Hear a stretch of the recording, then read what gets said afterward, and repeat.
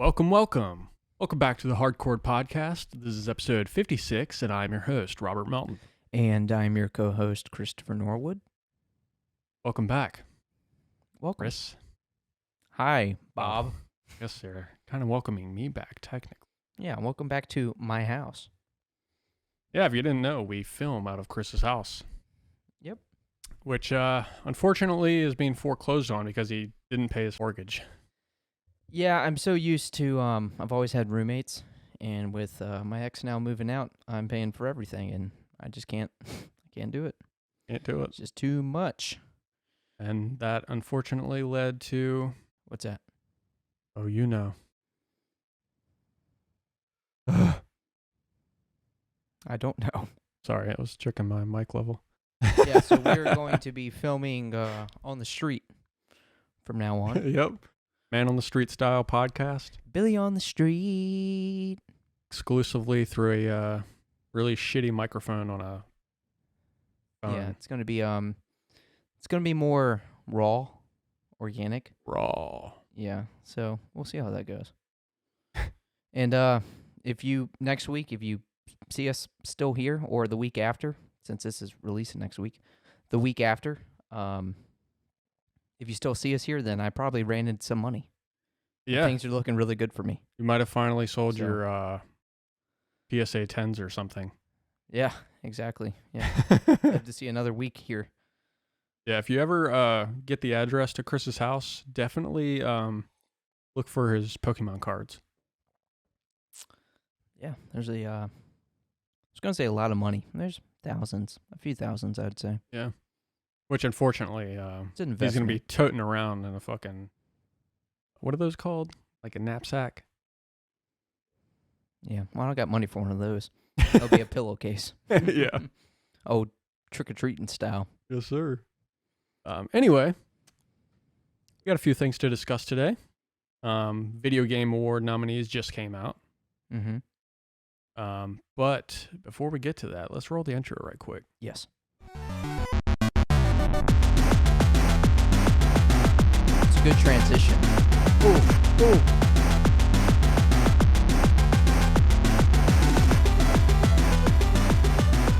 So, to start off, we're not really discussing too many of the categories per se. Yeah. But the main one, Game of the Year. Who do we got up there? All right, so for 2023 Video Game Award nominees for Game of the Year, we have Alan Wake 2. That's made by Remedy Entertainment, Epic Games Publishing. Baldur's Gate 3, no surprise, Larian Studios. We have Marvel's Spider-Man 2, Insomniac Games, and SIE. Yep. Acai Berry? Like acai? Acai? You got Acai Bowl? We got the Resident Evil 4, not remake, the original. The original. It is the remake. The remake from Capcom. Super Mario Bros. Wonder, also a new one, released same day as Spider-Man 2. Nintendo, if you didn't know. Oh yeah, come on. And no surprise here, The Legend of Zelda: Tears of the Kingdom, also Nintendo. Yeah. So I honestly, it comes down to Baldur's Gate 3 and Tears of the Kingdom. I don't think there's like any discussion there. Yeah. I mean, we did see like Alan Wake 2 pretty much had like perfect 10s across the board for everybody, but I feel like it's too early for that to like win. Right. So yeah. Alan Wake 2, super new. Same with Spider-Man 2, Super Mario Bros. Wonder. Like those games, yeah, they haven't even been out a month yet. Yeah. So elephant in the room, we notice a big IP missing here. Here, we'll give you a couple seconds to think about what game is missing that was huge this year, one of the best selling this year. And your hint is we reviewed it. Yeah, and we reviewed it if you listen to our previous episodes. Yeah. So, spoiler alert, and 5, 4, 3, 2, 1. What is it, Chris? Hogwarts Legacy. How the fuck is that not on this list? They have a fucking remake on this list. Resident Evil 4 remake. Yeah. Versus Hogwarts Legacy. Which again, is it 6 every year? Like, does it always come down to 6? I'm not positive. I don't know the ins and outs. Because I can see Resident Evil 4 remake being there. Like, that came out pretty early. Honestly, even though it did review well, the one I'm most surprised to see here is Alan Wake 2. Because that game just came out. It literally just came out. That came out after Spider-Man and Wonder, right? Yeah. I want to say it did. Actually, I'm not 1,000% sure, but I know Spider-Man and Wonder came out October 20th. I thought Alan Wake came out like even later in October. Like that just came out. Right. That is strange. Yeah, I'm really surprised to not see Hogwarts Legacy there because that came out February. We almost had like an entire year, and it just got released on the Switch, so even more people are buying it now or rebuying it for a different console. And I mean, I'm sure we're biased, but that was a great game. Yeah, like that was a really good game. No, I fucking love that game. It's funny because remember, 100% Kansas was like game of the year, no contest. Like, sorry, it's not even. This year was not stacked. even a nominee. I will say insane. It was a very stacked year. A great year to be alive for gaming. It's be a gamer. I don't see Alan Wake 2 winning, though, just because it's got that hindrance of being so late in the year, just like God of War did. That too, and I would say in comparison, it's relatively niche. Yeah, definitely niche. Like, I don't know anybody personally that's even played Alan Wake. Well, like, you could say... Not that I know of. That horror-esque games are all pretty niche, but at the top of the horror genre is Resident Evil. Yeah. So I can see Resident Evil being there. But again, like, I haven't played Alan Wake. It reviewed really well. Makes me want to, like, play the original and eventually play this one. But, yeah, I just don't see them taking it. But again, we also... One of the past years, we also seen God of War Ragnarok taking it, and we were wrong there. Although the one that came out win, so late though last year. That is true. That's why I'm thinking that is true. It didn't stand a chance. Yeah, because that came out November. Yeah. So that was even later than the ones we're talking about. Exactly. But it's God of War though. That's God of War. And it was phenomenal. Yeah. But yeah, no. So actually, I was going to say, I think I know your answer, but I don't. It's definitely between two, the two that you'd said, but who would you give it to? I got to give the edge to Baldur's Gate 3. There's just, they crafted that game for years, and it finally was perfected, and God, I've got 100 or 230 hours in that game, and I haven't even beat it yet. Right. And all the possibilities, like the amount that you can play that game is basically infinite. Especially you got mod support, everything like that. Tears of the Kingdom's close second, because that was a great game too. I got to say I'm vice versa. I'm going Tears of the Kingdom, Baldur's Gate 3, close second. And me, I know the replayability you're talking about. We've talked about it on this podcast many times. But I think, honestly, if I was trapped with one game and I could only play one game, it'd be Tears of the Kingdom. You haven't even beat it. I know. I haven't even beat Baldur's Gate 3. I mean, you're choosing the one you haven't beat. I mean, that's true. That's fair. I got to go Baldur's Gate 3 if that's my case. I mean, either way, it's a win. Yeah. You know? Yeah, if either of those win, I'll be happy. Say Resident Evil 4 wins, I'd be pretty pissed off. It's because it's a remake. Yeah. Super Mario Bros. Wonder. I don't see that. I like a good remake. Some people hate remasters, remakes. I like a good remake. I mean, I do too, but they don't to go back to an old game. I don't feel like they deserve a video game award, like Game of the Year award. Yeah. Unless like that year, like these are obvious like games that should beat that. You know, not all of them, but at least Baldur's Gate 3 and Tears of the Kingdom, and probably Alan Wake 2. I would love to hear from someone who like played all of these and beat all of them. Because to be fair, you know, like we're saying this, but we've only played like not even half of these. I mean, I feel like in order for you, like at this moment, to have beat all of these, you got to dedicate all your time to it. Because 3 of these games just came out. Yeah. Which, I mean, I'm sure there's plenty of people that have. But yeah, either way, like, it's a good list. I just expected to see Hogwarts Legacy on there. Yeah. Pretty mind-blowing about that. But yeah, solid list. All right, so before we get into what we have next, I just want to say, and we're going to talk about it later because there's no way to talk about this and not spoil, but I did rewatch Season 4 of Attack on Titan, and I finished it. Which part? Part 1, Part 2, Part 1, Part 2, and then Part 2, Part 1 and 2. So the final season, I'll say that. Yeah. I completed the Season 4 of Attack on Titan, the final season. Yeah. So we're definitely going to be spoiling the fuck out of that, the last portion of the podcast, but we'll give you a spoiler warning beforehand. I'll go ahead and say it. Like, as I'm sure you've all seen everywhere, it's hard to go on the internet nowadays and not see Attack on Titan pop up. Yeah. To some extent. But it was incredible. Like, that is peak storytelling. And I'm not talking about the Titan. Peak. That's true. That is peak storytelling. It's so good. Yeah, no, I agree. But we have apparently been into like spooky games lately. Yeah. Like, we've just really been feeling like the fall vibe spooky games. It's got a hold of us. Yeah, we didn't quite get to it in October, but I know, yeah, we're finally here. But yeah, we have been knocking out some games, and to be fair, they're like shorter games. Yeah. But we've been having a lot of fun. So we've been playing Escape to Backrooms. Yep.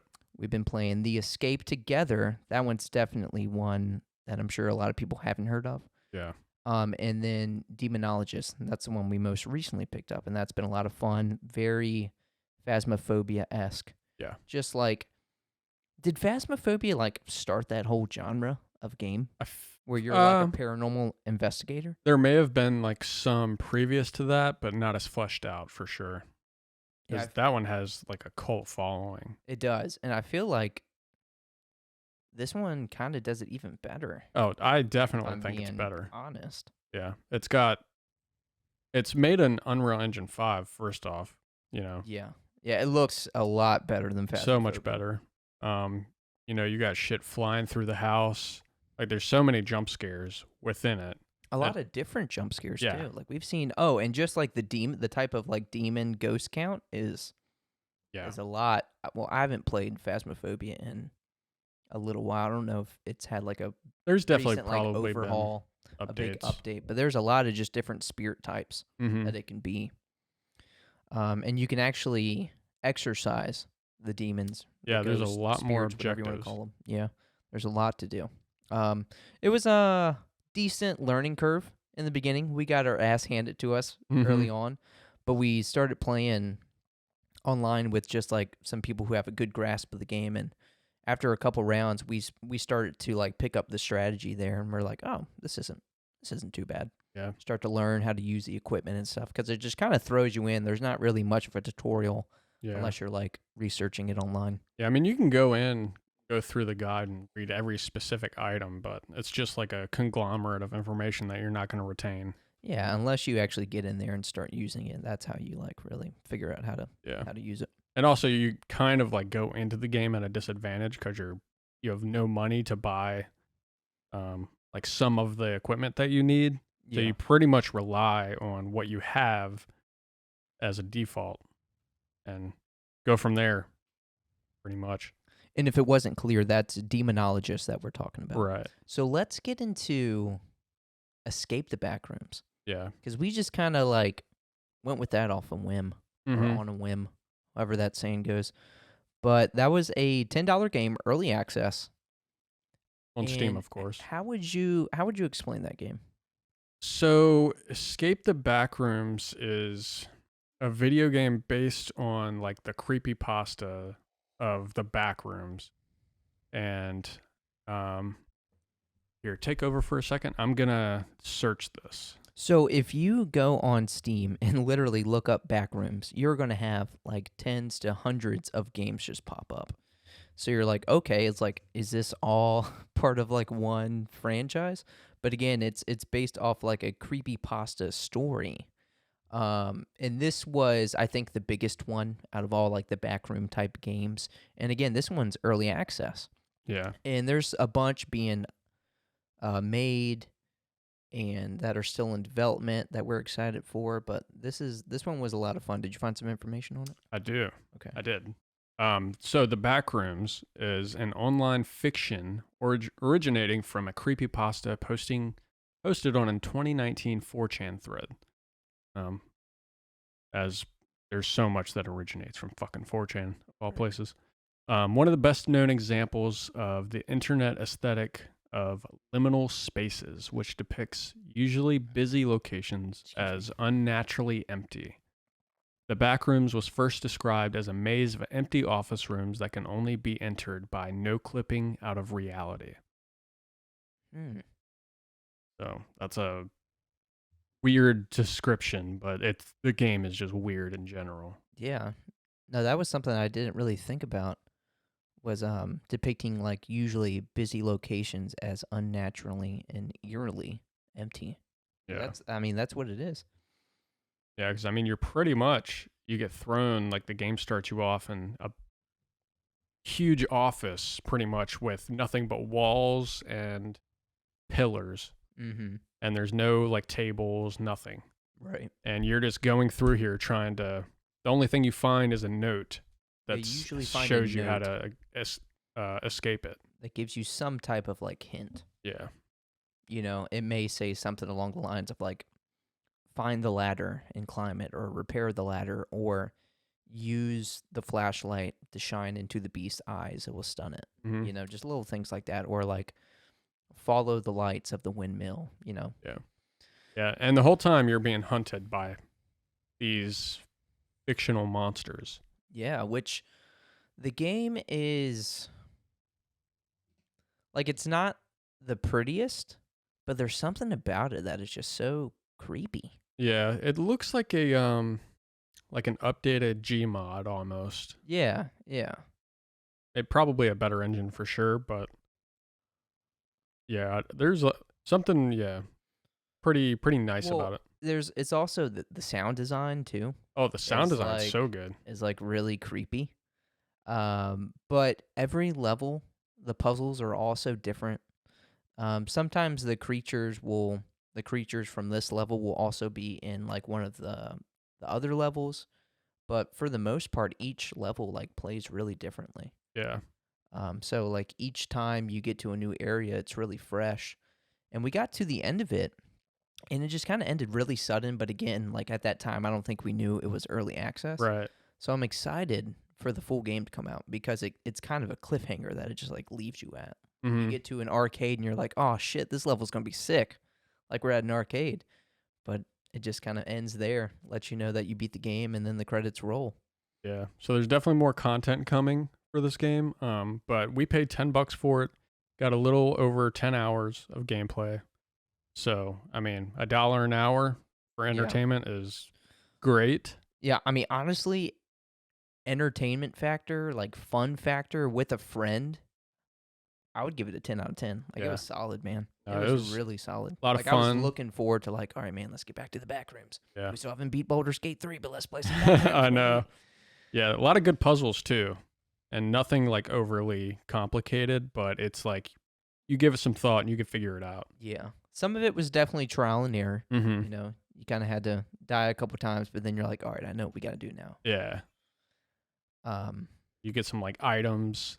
You get like almond water, which will like cure your sanity, like energy bars that give you a stamina boost. Right. Some like, I don't even know what the hell it was, like green juice or green soda, it looked like. Some type of juice. Gives you a faster run. But you better stock up on that almond water and have a flashlight. Yes. That's all I got to say. Yeah, the level design in that shit was sick. There was so many different levels. Very minimal, simple, but yeah, it worked. Yeah.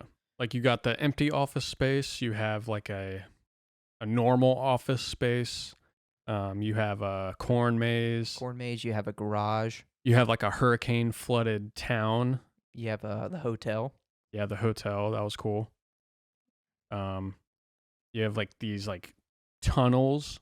Ugh, the Yeah. tunnels with like the fucking spider. Gengar looking It's like shit. a spider Oh, that one, yeah. train thing. I don't know.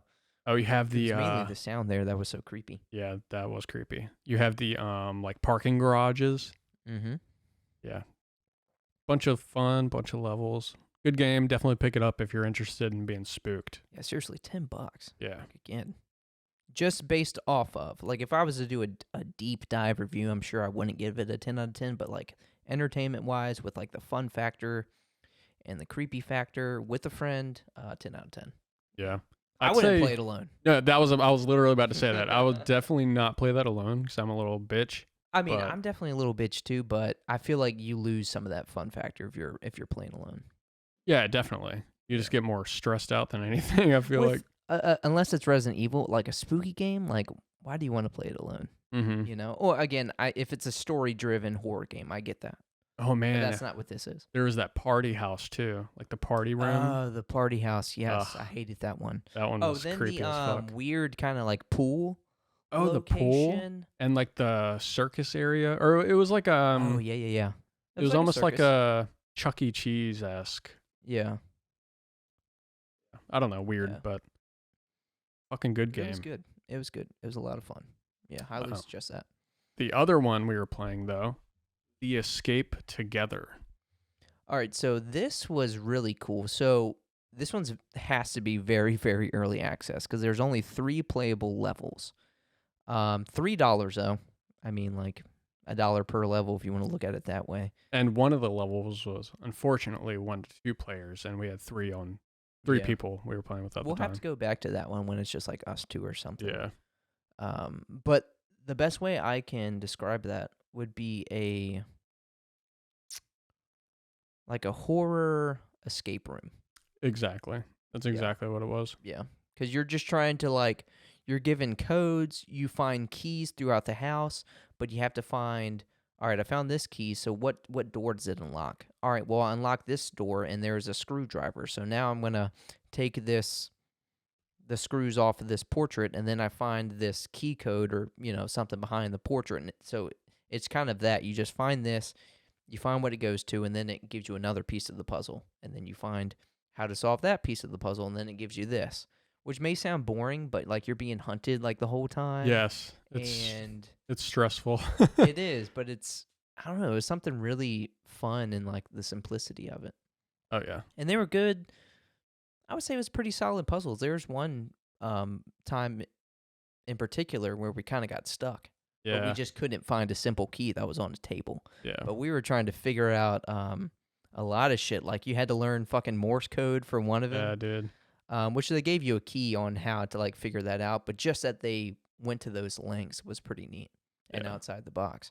Yeah, I mean, you had to like find a cell phone, find batteries to power the cell phone.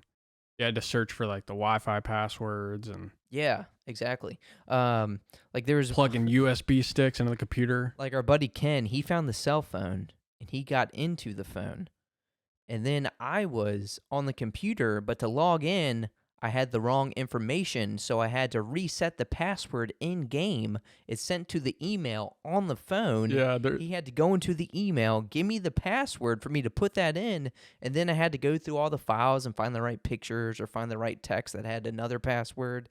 It was pretty in-depth. Yeah, it's crazy that a game implements 2-factor authentication. Yeah, seriously. And again, this is like a $3 game.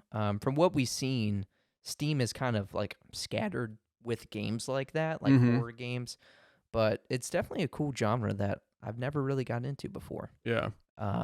Like there's a bunch of like Steam is also not notorious, but there's a bunch of those kind of escape room games scattered throughout Steam, and it's just like a really cool genre to get into. I've played quite a bit of them. I love escape rooms. Like we were here together type thing. Like those are fun. Yeah. But this one is that, but just, again, has more of like a horror element to it, like you're being hunted. Yeah, I find that better. Yeah. But it's all fun the same. Mm-hmm. Yeah, I definitely want to get back on and play that. So 1 to 2 person level at some point. Yeah. I mean, I'm sure we'll go through it really quickly because that was I'm sure. that was the first level. Yeah. So I'm sure that one is the easiest. Definitely. Anything else you want to say on these horror games? No. I know we're gonna play some Demonologist tonight. Oh, we are. We are indeed. Go hunt some demons. All right, so real quick, we had a Nintendo indie game showcase today. And I went through it. It's like 20 minutes.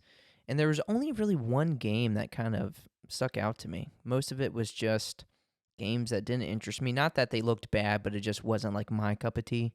And me knowing you and the games that you're into, I know it wasn't anything you'd been into either. But there was one game called Moonstone Island. Moonstone Island? Moonstone Island actually looked pretty sweet. Something Ashley would really like too. So what I put here is it's an adorable, cozy game farm sim with creature taming. But one cool thing that it added in that it showed off is when you get into like combat, it goes into a turn-based combat style, but it has like a card mechanic that you're using to battle. Turn-based with like playing cards? Yeah, like it looked like some cards were like then popping up, and then you had to like choose which one you want to use. Like Slay the Spire type? I guess I haven't played that. Oh, okay. But you use the creatures that you tame throughout like the world that you find in game, and I think it said there's over like 70 creatures that you can tame. Oh, nice. But again, this is all in like Stardew Valley pixel-esque like graphic style, but it looked really sweet. It didn't show off too much. What was the name of it? Moonstone Island. Looked really charming. Again, just kind of cozy farming sim where you can like become friends with people in the town. I think it has like romance options, but then you find these really cute creatures that you can tame and like battle with, and maybe kind of like Rune Factory, maybe they can help you out on the farm or help you scavenge for things. Damn. Yeah, see if we can find an image of like the creatures. Oh man, those are cool. Yeah, see, like that's so neat. Yeah, I mean, I'm willing to wager that Ashley has heard of this at least. But Probably. If not, and she listens to this, definitely check it out. What was that other game that we seen on Steam? The one that just released on PC? Yeah, I forgot. Coral something? Hmm. Coral Island? I don't know if that's it. But yeah, you're seeing a lot of like people are really picking up on these cozy games. Mm-hmm. These are everywhere. I mean, I'm not mad at it. Oh, is that what it was? Coral Island? Well, I mean, there is a Coral Island. I think that's it. Yeah. Is it? I think that's it because I see that picture down there. Oh, yeah. Huh. So yeah, we all have Harvest Moon and Stardew Valley to thank for this. Maybe even Minecraft. But it all started with Harvest Moon, I'm willing to wager. Probably, yeah. But yeah, I love I don't play them too often, but I love a cozy game from time to time. That's one that I may pick up. Moonstone Island. Yeah, no, that looks good. So again, that was the only one in the indie showcase that like looked interesting to me. But in the same vein of Nintendo, have you seen the trailer for Pokemon Concierge? That was like the one with like the Slowpoke and shit, right? And the Psyduck? The Psyduck. Yeah. Yeah. So we have an actual trailer for it, and it looks charming as hell, dude. Does it? I'm not going to lie to you. I think I'm definitely going to check that out. So what I put here is new stop-motion animated series that oozes charm. Pokemon Concierge. There wasn't much shown off. It just was mainly showing off like the stop-motion animation style that they're going for. And it's very different from what like Pokemon has ever done. Oh yeah. But again, it looks charming as hell, and that's coming to Netflix. So I think it's coming to Netflix soon. But yeah, I'm pretty stoked on that. I was checking out a game called Dragon Quest. You heard of Dragon Quest? I've heard of it. It's kind of a small game. Dragon Quest Monsters, The Dark Prince. So this is releasing December 1st of this year, but this is another like creature taming game. Oh yeah. In the Dragon Quest kind of like world. And I was really surprised by this, but the game showcase that they had recently revealed, it revealed that there is over 500, you heard that right, 500 creatures that you can capture and synthesize. So you can like fuse them to make more creatures, which isn't super surprising because Dragon Quest is just like a long running series franchise. That's what I was just thinking. Like, how long have they just been implementing these year by year? Oh, I'm sure with this game they created a lot of new like creatures for it. But again, throughout all of Dragon Quest, there's so many monsters, creatures that we're like used to that have been there from the beginning. Like the slime, we all know that blue slime, the like the fucking golem looking monster, the little flying creatures, the little bats. But yeah, there's over 500 of them, and it looked pretty cool. I don't know what like the story is about, but again, whenever I hear like creature capture, creature taming, like Pokemon-esque stuff like that, like I'm in. Yeah, count me in. Consider my interest peaked. You said that's December 1st, right? December 1st, yeah, we're getting that pretty soon. Less than a month. Is that on Switch or what? Yes, that's coming out on the Switch. I imagine like I wouldn't be surprised if it was also like PS4, PS5. I'm guessing the the new gen, but I wouldn't be surprised if it was last gen too. But I was going through the comments, and apparently this game is in the same vein as like some of the Dragon Quest games that were on the DS, maybe even the 3DS. But they was called like Dragon Quest Joker or something. But I think it's like a creature capture system. Has a creature capture system in those games. So I think it's in the same vein as those. This is just like a more modern, updated version. Yeah. But it looks sweet. It looked pretty sweet. May have to wait till that comes out and may check out some reviews. Who knows? Maybe there'll be a demo. Maybe I'll try it out. We also had reviews for Persona 5 Tactica, because that's releasing in a couple days. So IGN gave that game an 8 out of 10, which was pretty solid. I watched the review. It looked like what I was expecting. Yep. You know, Persona, kind of chibi Persona 5 tactics game. I'll probably end up getting that just because I love those characters. But they also reviewed Super Mario RPG. They also gave it an 8 out of 10. When does that come out? That, I'm not quite sure. I think it definitely comes out this month. Okay. I definitely want to play that. But, all right, so that was one. I remember when we first seen the trailer for it, you were surprisingly pretty stoked. Well, I was surprised that you were stoked, but I was happy that you were stoked. I wasn't, like, super sold on that. But after watching the review, it looks good, dude. I'm not going to lie. Yeah, it looks really good. Like, they said it's very faithful. It's like a very faithful remake to the original. But they just kind of implemented a few things, and there was a few things they kind of fixed or made, better from the original. But it looked pretty good. I will say, they did say it's like, I think the reviewer went through it in like 12 hours. Oh, wow.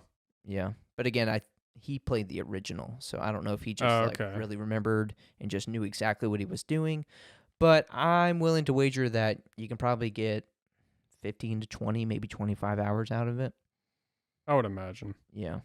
But with that being the case, I'm really hoping that's not a $60, $70 game. God. I feel like it'd... I wouldn't be mad at 50, but again, yes, Nintendo. Like, this is like their number one IP, it's Mario. So, like, they can do 60 or even 70. And this is a title people have asked for. Yeah. So I can see that. So, business, standpoint, like, I can see it. Because you ain't finding Soul Silver and Heart Gold for fucking $40. Oh, hell no, dude. I bought that game. Funny you bring that up. So, this was probably about 5 or 6 years ago. I bought that game in the big kind of cardboard box that came with the Pokewalker. You remember that? Yeah. And the game was like super rare then. Yeah. I bought it for $150. Fucking and crazy. I bought it for that knowing I could flip it. Yeah. I flipped it for, I think I sold that for $300. That's nuts. That was then. Because it was like new and sealed and shit. Yeah, I found someone on like Craigslist or something. God damn. I know I'm part of the problem. Scalping. Fuck it. But There's a market for it. That was actually before. Like, I've always loved Pokemon, but that was before I like got back into like cards and shit. Yeah. I was just trying to make a buck, man. Trying to make a buck. That You was can before thank me for that. That was before I worked at. I didn't know what real money was. What? I don't. What is that word there? Oh, you used to before you became homeless. Ah, shit. You're right. But as far as video game stuff, that's all I got. Oh, I want to say this. Did you have anything? I'll give you a chance to talk. No, you're if you got fine. Something. All right. So I was going to say this in the beginning, but if you're still listening, this is the last episode we will be filming that Robert will be in his 20s. No, don't fucking say that, bro. Yes, Oh yes. my God. Because this guy's getting old as fuck. So by the time you are listening to this, Robert will be 30. The big 3-0. So Sadly. I have some questions. Oh my God. Okay. Yeah, kind of put you on the spot. So this may be cheesy, but do you have any, and I don't even know what you would really call this, but do you have any 30s resolution or resolution for getting into your 30s that first year? I was going to say New Year First resolution. Year? Like my first year? Well, I mean, like, I don't know. Do you have any New Year, not New Year's, but New Year resolution? Anything you want to do in your 30s? Or in my accomplish? 30s? Oh, Save yeah. up $100,000? In my 30s, I could answer that probably. Yeah. Yeah. I would say probably own a home, you know. Oh, hell yeah. That's a good one. Gotta own a home, obviously. Solid. That's solid. He's homeless. Yeah. Nowhere to stay. We're both going to be homeless. I actually sleep on the back porch. Yeah, after I kicked you out, he was just like, shit's too expensive. Yeah. I get. Hopefully, grow the podcast a lot more, obviously. Yeah. We're going steady. In our 30s, we hope to get that 80 to 90 viewer average. Yeah. Yeah, exactly. Let's see. What else? I don't know. Maybe I'll get married in my 30s. Hell yeah. So you're the marriage type. Not quite. But I mean, it's possible. I don't shun it. Okay. I mean, if it comes, yeah. Yeah. I always respect that. I like that. You know? Yeah. Now, I've, over the years, I've kind of gotten the same way. I've been a big, just with like the foundation of like Christianity. Like I've always, early on was like abstinence, but now kind of gotten away from that. I've still always been like the marriage type. Oh. But I've somewhat gotten away from that to where like if it happens, like awesome. Like I would like to get married, but if it doesn't, I'm not like boo-hooing about it either. Yeah, I wouldn't say it's like one of those things you have to make a priority in your life. Yeah. Like, definitely. Why would you rush to get married? Yeah. Like, that's just a disaster waiting to happen. I will say I like, respect where everyone's life choices, but it's crazy to me that I used to think that, you know what, I wasn't going to have sex or live with someone till I'm married. Like, that's crazy. That is insane. That is absolutely wild. Yeah. You don't truly know a person until you live with them. And yeah, I used to, at some point, I probably disagreed for whatever reason about that. But yeah, I mean, you ain't capping, dude. Yeah. You ain't capping. So my next question, a little deeper, or maybe a lot deeper. What do you think your purpose is? Do you have a purpose? In life? Yeah, or just like right now, your purpose can change if you want. Just like right now, what is your purpose? Like what's, everyone needs some type of purpose to like keep them going.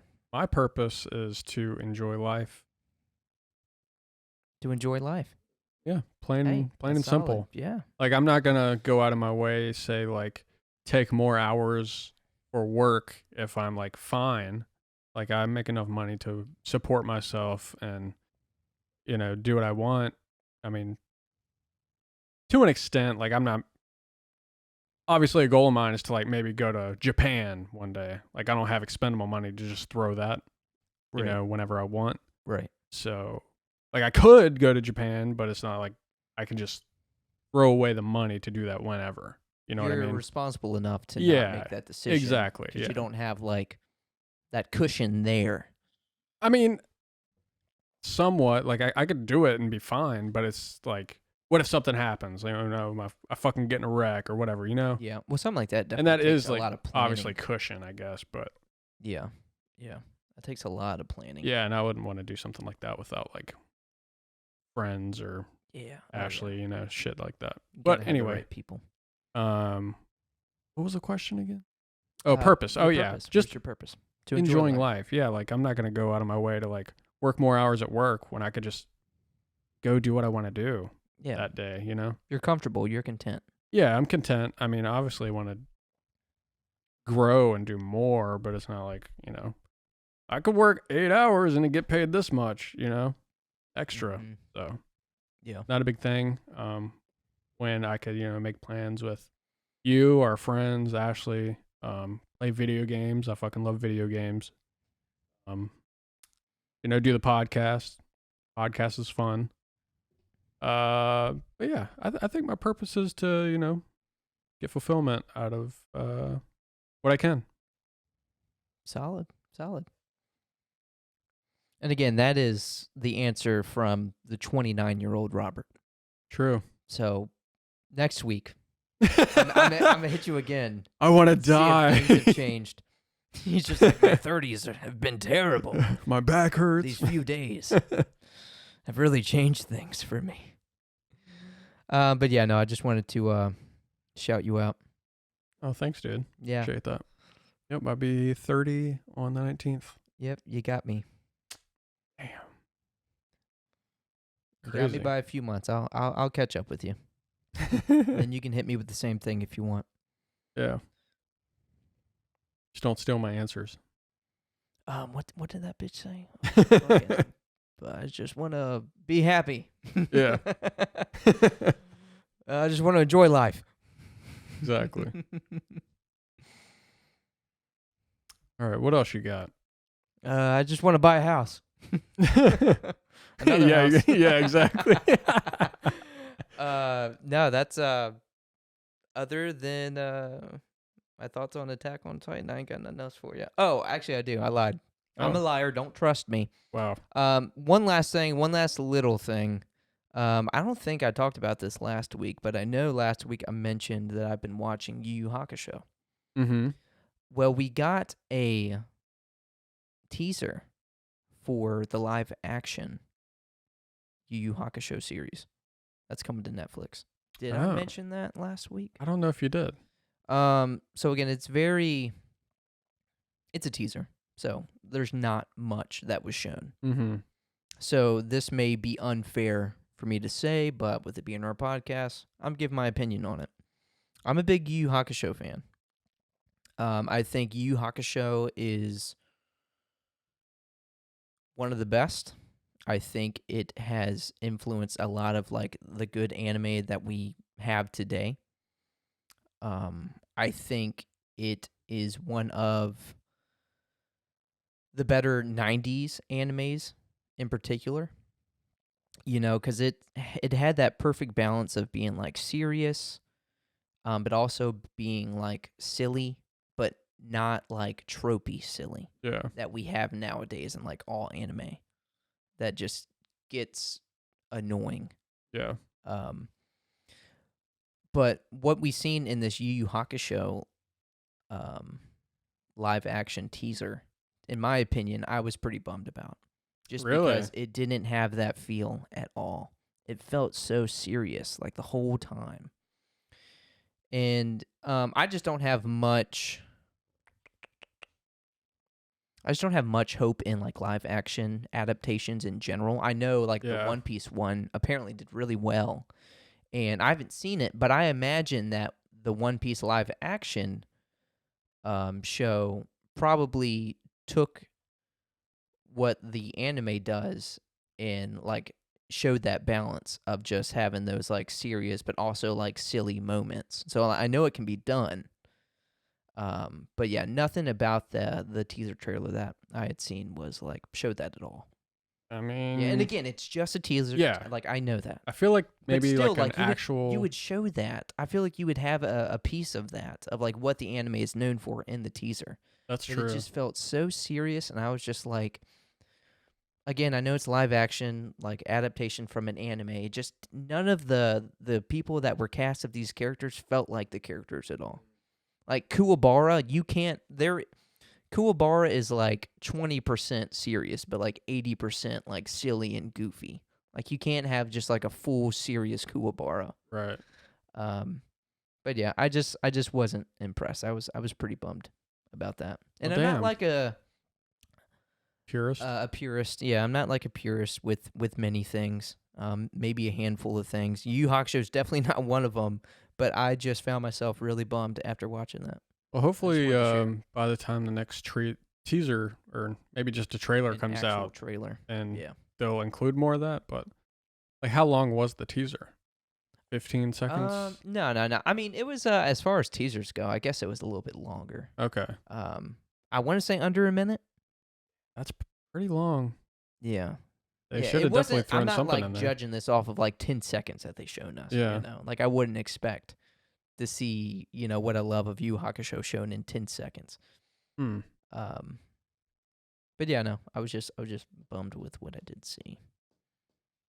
Damn. Yeah. But yeah, no, I mean, I said I'm not really hopeful for this, but I guess I'm gonna hold out a little bit of hope. We'll see with what the actual trailer shows us whenever Right. that's released. But yeah, we'll see. We'll see. Do you think Yu Yu Hakusho is something you'll ever, not the live action, but just that you'll watch in general? Like I mean, anime? I've seen quite a bit of Yu Yu Hakusho as a kid. I can't say I know fuck anything about it. What have you retained? Nothing. Nothing? Not a fucking single thing. Really? Yeah. Other than me saying like, I have a Yu Yu Hakusho jacket or hoodie. oh, you do? Yeah. Corey Wells the one. Corey Wells. Who are the two characters on the back? Don't know. Actually, What is the main character? I'm forgetting the chick's name, but That's the name of the song. Yu Yu. No, the Corey Wells song. Like that. Oh, I know. that Yeah, one that's the song. chick's name, right? Yeah. But what's the name of the song? Oh, I don't even remember. Oh, okay. But You his said name, the main guy's name is Yu Yu? Yeah. Oh. last name Hakusho. yeah, you're right. You were absolutely right. Yep. You are so not wrong. You are right. Is it like Inosuke? Tanjiro? It's actually very close to Inosuke. Is it actually? It's Yusuke. Oh, okay. I actually did know that Yusuke. then. I did know Yusuke, that. you're a meshy. You're a meshy. That was my best Kuwabara impression. Dude, I can't Actually, I even think that was pretty retain solid. fucking Attack on Titan names, let alone Dude, Yu Yu I can't Hakusho. retain anything. So don't That's feel what bad. I'm saying. I'm the worst at retention, dude. Semen retention. Knowledge retention. Well, you better not be this month. It's fucking November, bitch. Oh, you're right. Whoopsie. But that's all I got. That's it. All right. Well, we are approximately 48 we're minutes good. into the podcast. So from here on out, we will be spoiling some Attack on Titan. Probably a lot of Attack on Titan, let's be honest. We're talking about the ending. So if you do not want to hear that, I suggest cutting the podcast off now. And if you are cutting the podcast off now, we appreciate you listening. We'll see you next week. Yeah, like and subscribe and rate us on Spotify Yeah, that'd be cool. and anywhere you're listening. So I don't even know, like I could literally talk for like 5 minutes. I could talk for much longer. Like I wasn't coming here planning to say anything. I just know I wanted to talk about Attack on Titan now Right. that I finished it. And again, originally when I was rewatching it, we had a conversation and I thought you were saying that you were going to wait for the English dub to come out before you even watched the final stuff. Yeah. But you had already watched it all. So we are both here. Yes. So We have both seen all of Attack on We Titan have both at this seen point. all of Attack on Titan. I don't know if advantage would be the right word, but Oh yeah, I've like it's watched recently, all of season 4 where Yeah. you haven't seen it until, I haven't seen any last it Attack on aired. Titan aside from the finale, and since whenever the fucking last part released So last year, maybe. I'm just going to come with you with my questions. Sure. Maybe you can help me. Maybe you have the answers. I don't know if you had watched any videos to kind of help sum things up. I've seen some stuff online. I haven't watched any videos. I remember you had brought up something about like, make sure you watch the end of the credits scene. Mm-hmm. Like even that I have a question about. Okay. Just because like when you said that, I was expecting like something big, and then I seen that little I mean, it's scene, kind of big. and I'm like, all right, what is this? So we'll get there though. So, and I did see a video about this, and I want to say this is like, I don't even know if there's like one answer to this, because I know there's like a whole like multiple timeline theory going on in Attack on Titan, but also some other theories. So when they're battling Eren, and I think it's like right after they beat him, so right after Armin is the Colossal Titan, and then Eren goes into his Colossal Titan form. And it then goes into those, not flashbacks, but Mikasa sees them at the cabin. Yeah. And they're talking there. And then it goes to Armin, and he sees them as kids, but they're like talking there. And he's taken Armin to all the things he's wanted to see as a kid from like season 1. Like they wanted to see the ocean. They wanted to see like volcanoes and the lava flowing. Yeah. Like what was that? So, like, what were they seeing in that moment? From what I gathered, those were real things that apparently happened. Like those were thoughts that Eren switched off in their minds, so that now they're able to see. Real memories. I know that like the Founder Titan can like alter and change memories, but I feel like it would have to have been either Eren was just like letting them have like a moment of peace with him that they wanted to see. Yeah. Because it showed Mikasa and him at a cabin, just them two. Like that's obviously what Mikasa has wanted throughout the whole series. That's what's made her like, that's where her happiest moment would be. Armin, I imagine, would be them as kids. Like that's when he was most happy at the beach, seeing like all these things that they wanted to see together. Like how did those things happen? And he changed their memories if Mikasa and Eren never like went to the cabin for 4 years, because that's what that whole thing was. Like Mikasa and Eren were at the cabin and they were just going to live together for the remaining 4 years of Eren's life, because that's how much longer he had to live. It was, I think. That's why I'm like, was that another one of those timelines? I don't think it's a different timeline. I think it's just he's embedding these memories into them to like, I guess, satiate that part of them that he didn't want to betray. Because obviously those are his friends. He loves them. But he has to do what is right for humanity. And the thing is, like, so they're both right on their own, but ultimately, I mean, they're both wrong at the same time. So it's very convoluted. Because in that moment, there's dialogue between like Connie and John too, where they were saying like something along the lines of like, did Eren just like reveal his memories to y'all too? Yeah. So he had that interaction with all of them. It just showed us Armin's and Mikasa's. Yeah. So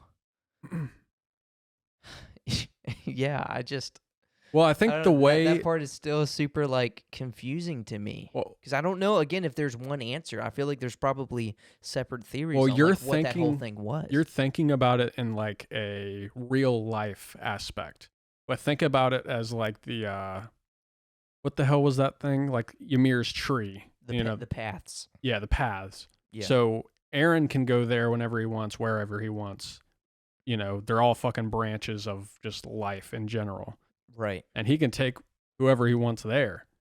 So just think about that and then say he took Mikasa, Eren, or Armin to those places, and he just wiped their memory until he died, because he knew this entire time that he was going to die, and that 80% of humanity was going to be dead because he killed them. Oh, okay. So that entire time, like that vision, or what happened to Eren, he knew exactly what was going to happen, and he knew Armin would live, he knew Mikasa would live, and had at the beginning, at the end of the show, it explains that had Eren not had his mom killed, because ultimately he was the person who killed his mom, right? Because he is the founding Titan. He made the Titan go to his mom instead of Bertold, because that's who needed to live for everything to happen. Right. Okay. So yeah, okay, that kind of clears it up, because the paths is where like all time is like simultaneous. Yeah. It's almost like, think about it like the multiverse, and Eren is acting as Doctor Strange, putting these 17 billion different occurrences. Yeah. Because I'm thinking, again, the paths is all where time is just like simultaneous, not how we grasp it. Like there's the past and like the future, but in the paths, like it's all simultaneous with different timelines, if you will. Yeah. So I think what that timeline or what that scene with Mikasa and Eren at the cabin was when Eren and Mikasa were talking. Remember when they saved that little kid and he had like he lived in the tents? Yeah. But before they went down in the tents and got like drunk together, it was just Mikasa and Eren, and he was asking her like, "What am I to you?" Yeah. And she just said, "Family. You're like family to me." But I think that was showing us what would have happened if she would have told him, like her true feelings in that moment. Right. And got what she would have wanted. She would have just been like, "Hey, let's just like run away from this together. Like I'm in love with you. Let's just spend the rest of your remaining 4 years as a Titan or whatever, like in peace." Like I think that's what that was showing. Which again would ultimately have been like another timeline, like that could have happened. I think now the Armin thing is kind of throwing me off, unless again they went to another timeline where they were kids. But then just as kids, it's Eren explained to Armin like why he did all these things. But I think either way, in all these different multi-timelines, talking with Connie, Jean, Armin, and Mikasa, he's like showing them like why he did what he did. So Right. that's why it was clear to them when they kind of come back to this timeline. Mm-hmm. And I know the scene with Armin and Eren after the rumbling. At the beach? After the rumbling, where everything's just fucked, and the level is plain, or the plane is leveled. You know what I'm talking about? Where all like the puddles of blood, and he picks up the teeth. Oh yeah. And then he picks up the shell. Yeah. Oh, and he's talking about like, why didn't you like Mikasa? Yeah. So that was a little different in the manga. Oh, was it? Yeah, I've seen something online where apparently Armin, I guess, was being a little bitch about it, and he actually stood up for himself in the anime. It was like, well, that's it. We kind of both, fucked up. We did a lot of bad shit, and we're both going to hell, but we can go to hell together. Mm-hmm. So that's where they kind of mended their relationship right there. Right. Yeah. And then, and Armin didn't see that until Eren died, and you gain that memory, and then you kind of just come to terms with, okay. So Eren gave that to everybody. He gave them like their final goodbye. Right. Without, I guess he had to do what he had to do, but he gave that to them. Yeah. Which is pretty cool, I think. No, it's very cool.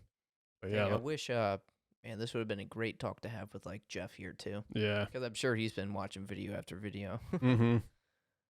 Which I still want to watch some too, just because there was just like a lot happening there. I love those scenes with Levi seeing like everyone he's ever like cared about in the scout Oh regiment. yeah. Like what was that? That main guy Fuck. that Hanji Erwin? replaced? Ervin, yes. Ervin, yeah. Ervin. Just seeing like all of them, like Connie and John, then seeing Sasha. That was awesome. Yeah. How cool was that scene with Levi?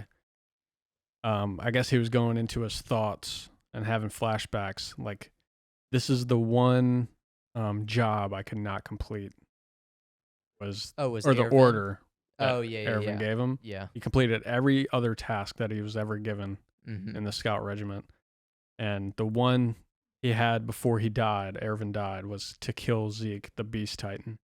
And he fucking did it. Oh, dude, that was a really cool scene. But Zeke kind of like did that for him. Yeah, Zeke knew what had to have been done. Yeah. You know? But just that scene, just because like you knew it was going to come, but you didn't know it was going to come that way so suddenly.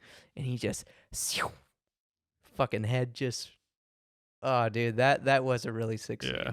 That was fucking awesome. Especially just like, you know, how handicapped Levi was in that moment. And got even more handicapped after that. Ah, dude. Yeah. Like his legs got fucking destroyed. Yeah. Like he was completely like done at the end. Yeah, he was. What a fucking beast. Yeah. And we said this off air, but do y'all know how tall Levi is? Levi Ackerman. How tall? How tall? That man's 5'3". Short king, baby. That man is 5'3", short king. Like I knew he was short, but I was thinking, you know, kind of like 5'6", 5'7", 5'7", my height. Hey, the right shoes on a good day, 5'7". Yes, sir. But I looked it up, and that man is 5'3". Like that's crazy. That is crazy. But I mean, not that that's that much of a difference, but I guess it kind of explains how he's able to like move how he does and stuff. He's so small. Well, you know and what's slim cool? and just like fast and shit. I read something apparently that they don't really tell you very thoroughly in the anime. Mm-hmm. But all the Ackermans, they get all the skills from their lineage. So every Ackerman before, like Levi, he was able to get like, that was how he was, I guess, able to best his uncle, you know, the shooter. Right. Yeah. Oh, dude, that scene. Yeah. Whew. I mean, that wasn't season 4, but that scene I think it was season 3 or something, but that was fucking badass. Yeah. So he had acquired every skill that he acquired and every descendant from him, or descendant. No, because he would be the descendant, but every ancestor from the Ackerman line, because they're all like embedded with Titan blood, I guess, or whatever the fuck. Is it Titan blood? Well, they have like the DNA. Oh, I guess early on they were given something different to where they were immune. Exactly. To like the founder of Titan. But yeah, so that's how Levi and Mikasa were so fucking skilled in battle. Like no human could best them. Like no really cool. Original like human. I guess they hit on it a little bit in the anime, but it's not like much. Thorough. So I read something about it that was like, holy fuck, that's crazy. That is crazy and fucking cool. Yeah. All right, so tell me about this end. So at the end, credit to Roland, we see the tree that Eren, like his favorite place to nap, his favorite place to be. That's where Mikasa had buried him. So we see that tree over time. So this is long after Mikasa and Armin, you know, pass on. Yeah. And we see like technology starting to flourish. We see skyscrapers and wars going on. And that's, you know, a separate conversation there.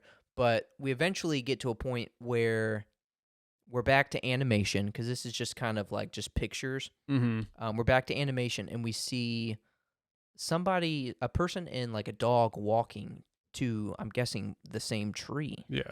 All right, so take it from there. What is that? Yeah, so after all that happens, there's a guy and his dog, and they're hiking, and they find this tree, and they go inside the trunk of the tree. It's got like kind of like one of those squirrel hole type things.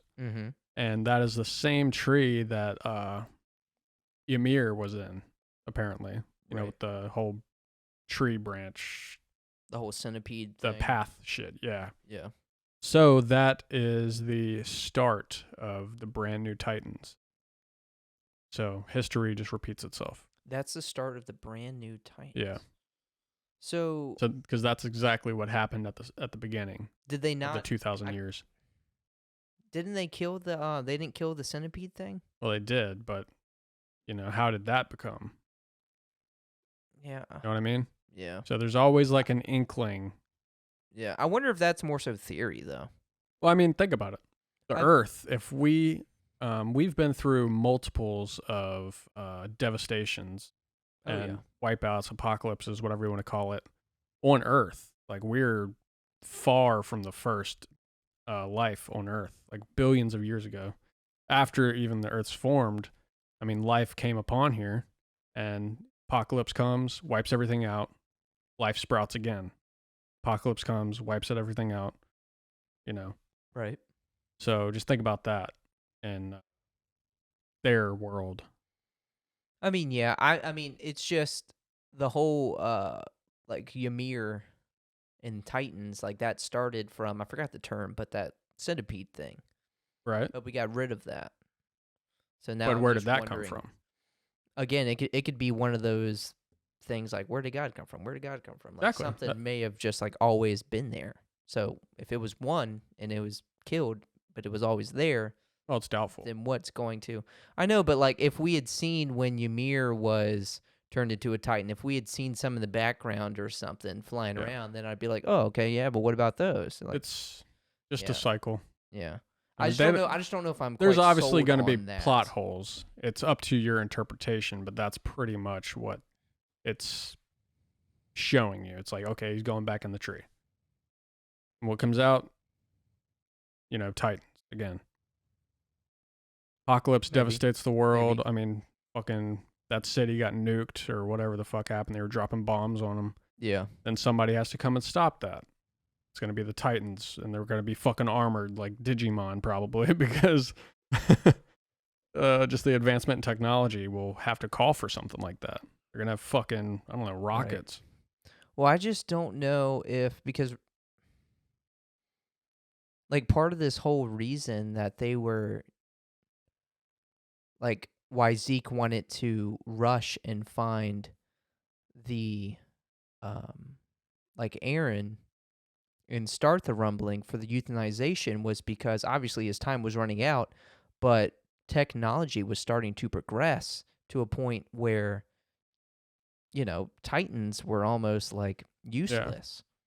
So if fast forward to where we were at the end during the credits where technology has advanced, I don't see how Titans would really wipe them out if we're already almost useless at that point. It's like evolution. But now we've advanced to such a point where we have bombs and shit. Like, what's the Titan going to do? I mean, if you think about like a primate versus a dinosaur is going to win. But apocalypse comes, devastates the dinosaurs. Dinosaurs are extinct. Pretty much every primate is extinct. And they start to evolve. Humans come about. We build upon, what we have now. We have fucking atomic bombs. And we can take out anything that threatens us. Dinosaurs come back, they're dead. I mean, that's exactly what I'm saying, though. Yeah. Like, what is if a Titan if he does become the Titan now from that tree? What could happen? I mean, he would, I don't know, evolve to possess maybe some, I don't know, fucking magic can come about at that point, Yeah. That's why I guess there it's a little far-fetched for me. Yeah. I mean, it's going to be far-fetched either way. I like that he left it kind of like open to interpretation there. That's just not how I'm personally taking it. I don't know how I'm personally taking it. That's why I couldn't come to a conclusion of what that was. Yeah. I mean, I just come back as like the cycle continues because Aaron, as the founder Titan, he can see both the past, present, and future. So no matter what, that was the best past or future for humanity to survive without war. And eventually it comes down to that no matter what, because there's always conflict. And another thing is like that was kind of, I don't know if, I'm sure there's a better term than like last wish, But like that was one of the last things that Aaron did within his life was kind of end the reign of Titans. That's why they weren't able to transform into Titans anymore. So I don't see how we're saying like it can continue if like Aaron kind of ended that. I mean, we'll have to look more into it. You know what I'm saying? That's as much knowledge as I know. Remember when they're like, prove to me that you can't become a Titan again? Yeah. And Armin's like, I would become a Titan right now. You're about to kill us. Right. You know? So, like, I thought he put an end to that. But what other reason would they put that end scene? You know? I mean, yeah, but I just... They would have left it off with just the buildings being destroyed. There could be completely something else that we just don't know about, you know? Just have to watch some video. I was thinking that was going to be like maybe those were characters from something else I didn't know about, and this is like the start of another anime or something. You know? Which, I mean, he could have put that there to then pick up another anime he's going to start working on. Like, we don't really know. I mean, it's possible. You know? But yeah, no, it's a good question. Like, I don't know why he would have put that in there if, like, what I said is true, and, like, Aaron kind of did away with anyone being able to turn into a Titan. Yeah. Because again, I thought it all stemmed from that fucking like centipede thing, and I thought they had, I don't know, killed it. There might be something I'm missing to where that originated or how it originated, but yeah, as far as the anime, I don't think it really went into it. Yeah, I have no idea. Yeah, season 4 was definitely the first season that like really, really hit on it. Mm-hmm. So maybe in the manga, but either way, just like so interesting. Fucking beautifully told. Yeah. Like that was worth the 2-3 year wait. I know. Man, Attack on Titan, being an Attack on Titan fan, like you've done nothing but waiting. Seriously. Dude, from season 1 to season 2. Like remember that long years. gap? It was years. Probably 3 or 4 years at least. But that is just, that is a masterpiece. A master class of its own. For sure. Attack on Titan. Fucking epic. Check it out. Sorry if you we got spoiled for you, but hey, hell, even watching it back, we gave you the warning. Yeah. Well, I'm obviously if they're listening, but if you listen to that, find it interesting, knowing that and watching it would be really fucking cool. Yeah. Just to know how Aaron, fucking lined everything up perfectly. Or hey, if you are still hearing this and you're still with us and you're like, whoa, what the fuck? Did we watch the same thing? You guys are so wrong. Let us know in the comments how we're wrong. Honestly, yeah. So we're just a bunch of fucking idiots. Out. I mean, seriously. Hey, we've prefaced that many times. Of course. But yeah, good ass anime. Gosh, so fucking good. Yeah, agreed. It is very bittersweet though. Like it's done. It's over. It's all ogre here. It's all ogre. It's all ogre now. But some say it's never ogre. So. Any final thoughts? What would you rate Attack on Titan? Oh, 10 out of 10. Facts. There is no other acceptable answer. Yeah, no, it's easily 10 out of 10. Yeah. Now, as I look upon my beautiful Naruto tapestry. There are other 10 out of 10. Yeah. I don't know if you it's can't my even favorite. compare them. We talked about this last week. But yeah, but then you can't compare one game with most of video games. If it's an anime, I can compare it with another anime in my mind. I guess so. Yeah, I mean, just like if it's my favorite. Sure. I can't have a favorite. I mean, yeah. I guess you could, but I couldn't say, like, this is my favorite anime of all time. Well, what's your favorite rom-com anime of all time? What's your favorite horror anime of all time? Like, you could have your favorite. I feel like this is semantics, because then you can be like, okay, well, the animation in Attack on Titan's better than Naruto. The character development's better than Naruto. That's exactly what I'm getting into. Yeah. Why you can't say, like, oh, well, you can't compare them. Yeah. But yes, it's a 10 out of 10. All that to say. I'm sure where I was going with that was Naruto's also a 10 out of 10. Naruto, maybe still my favorite of all time. But again, I've had Naruto for a long time. Mm-hmm. I've only had Attack on Titan for like. Yeah, give it some time to incubate. And digest. Watch it a few more times. Give it some time to digest. Yeah, maybe watch a AMV on YouTube. Oh, dude, Naruto's got plenty. Oh, fuck yeah. absolutely plenty. Crawling in my skin. Oh God, that would be a good one for Attack on Titan. Yeah. Dude, if you go back and listen to like the intro and outro songs for the seasons of Attack on Titan, Oh yeah. I mean, even like the rumbling now makes so much more sense. Mm-hmm. Now that you've seen all of season 4, you're like, oh fuck, I didn't pick that up when it first came out. I just thought it was a badass song, which it is. But like you listen to the lyrics, it seems kind of simple at the time, but then you're like, oh fuck. Never wanted to like be this is the like king. Aaron's perspective, yeah. Mm-hmm. Yeah, shit's goated. Yeah. But hey, this has been episode 56 of the Hardcore Podcast. It was fun talking about these things. I hope you enjoyed listening, and we'll see you next week, if so. Goodbye. Bye.